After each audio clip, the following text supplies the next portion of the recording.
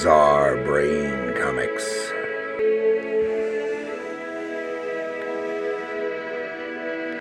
Poof.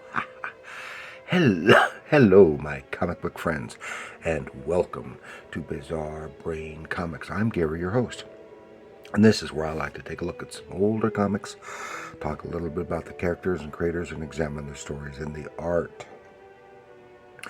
This time I want to take a look at part of the issues that I've got of this particular title. That says Tales of Sword and Sorcery with Dagar the Invincible. And this isn't all. This is going to be a part one, and I'll do a part two later. But yeah, Dagar, Sword and Sorcery, in the fashion and tradition of Conan the Barbarian. Actually, Dagar was one of the more successful sword and sorcery comics of the 70s, of the Bronze Age. Other companies introduced characters that didn't, they'd have just 2 or 3 issues or something like that, and it'd go bye-bye, except, of course, for Conan and Call, the Robert E. Howard stuff. But this is Dagar. He was created by Don Glut, with interior art by Jesse Santos, and I think that was a big factor. Don Glut is a really good writer, and Jesse Santos had a very unusual and appealing art style. And of course, Don Glut was as a writer primarily always favored horror, and of course, all sword and sorcery is part and parcel of horror. It's a historical adventure combined with horror. That's basically how Howard created the sword and sorcery as we understand it in the 30s. Even though there's forms of it beforehand, but that's the way we think of it primarily. So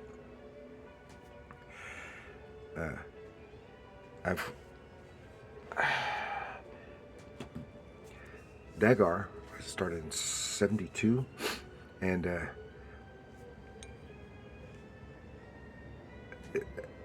Don Glut had already created another sword and sorcery character, and it had appeared in a few of his horror stories, and so they wanted to do a title of Duroc, but his name was too close to Turok, son of Stone. So instead of just using the same character and changing his name, they created an entirely new character. But Duroc appeared in, made a few appearances in the Dagar title, and that's not all. Dagar is tied together with some of the subplots and even some of the characters from in Dagar and in Dr. Spectre, the Dr. Spectre title, which I've talked about many times here, and is also tied into the later title of Trag and the Sky Gods, all of which were created by Don Glut, and all of them were drawn, or at least primarily drawn, by Jesse Santos. So these are really I really enjoyed them. Just a few years ago, Dark Horse produced this. This is the Dark Horse Archives, Tales of Sword and Sorcery, Volume 1, and I don't know if they ever published any more volumes. I've never seen. Maybe I ought to go back and try to find it again, because maybe it was just delayed. But this is the only volume, republished volume that I know of, and this features the first 9 issues of Dagar. So whenever I get a chance, I pick one up.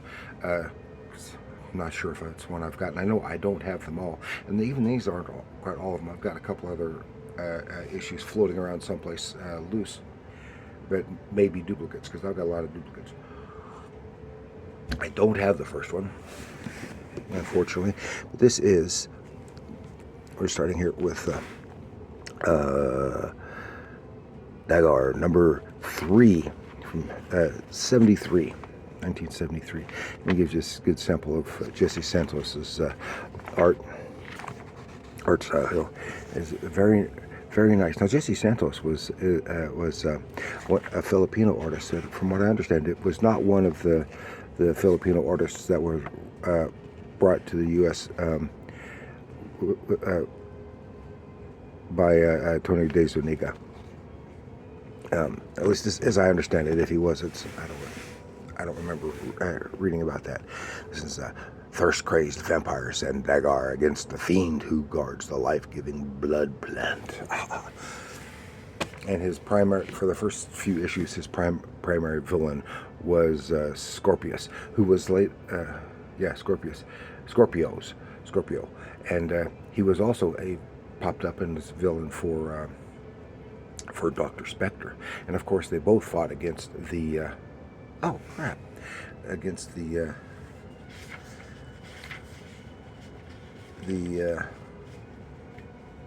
elder, what were they called? Elder gods? Evil gods? I've forgotten.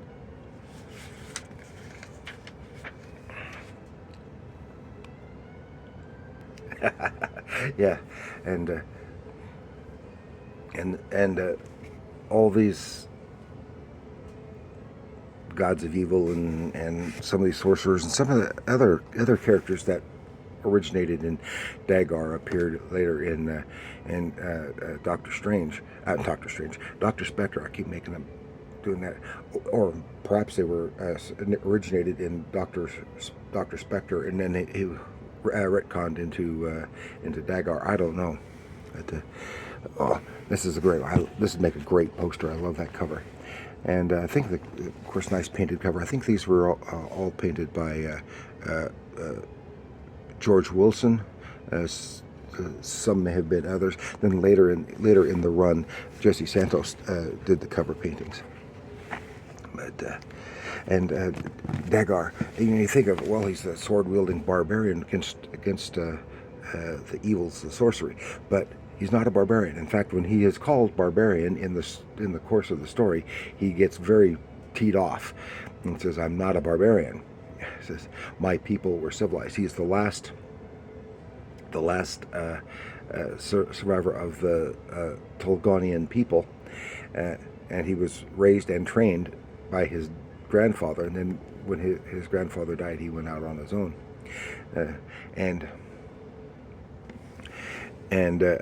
but he wears because his people were destroyed and their civilization was destroyed, so he was educated and stuff. He considers himself a civilized person, but he wears the skin and stuff, and he works primarily as a mercenary. Another world, another time. This is one that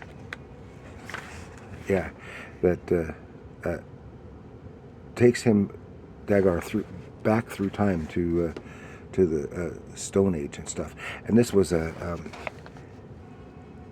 was like a teaser, for stuff that would later be a part of the creation of Trag and the Sky Gods, but it's not directly.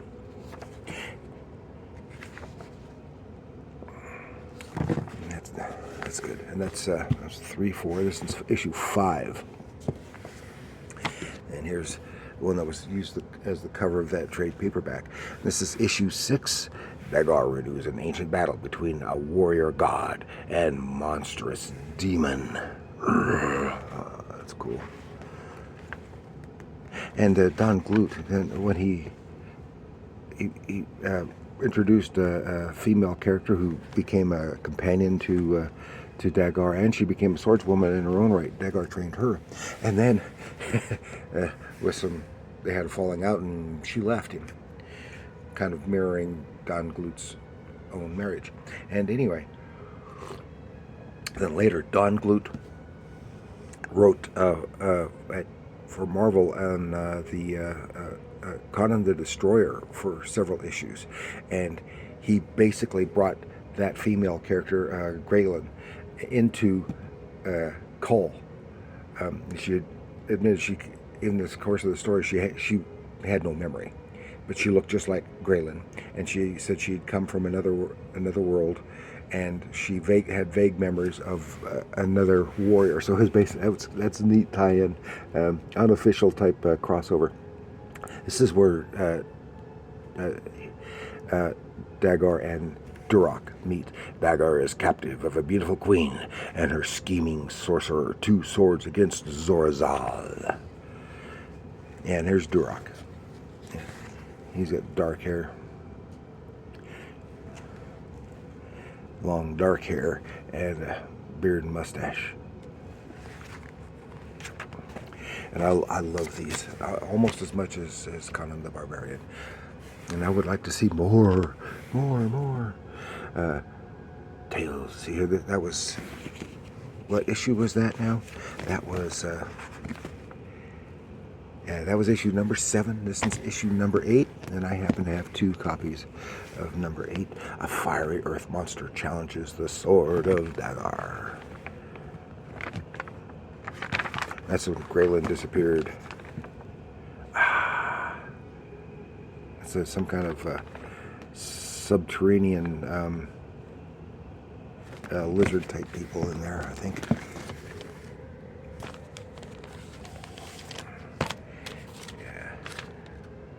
Yeah, that's issue number 8.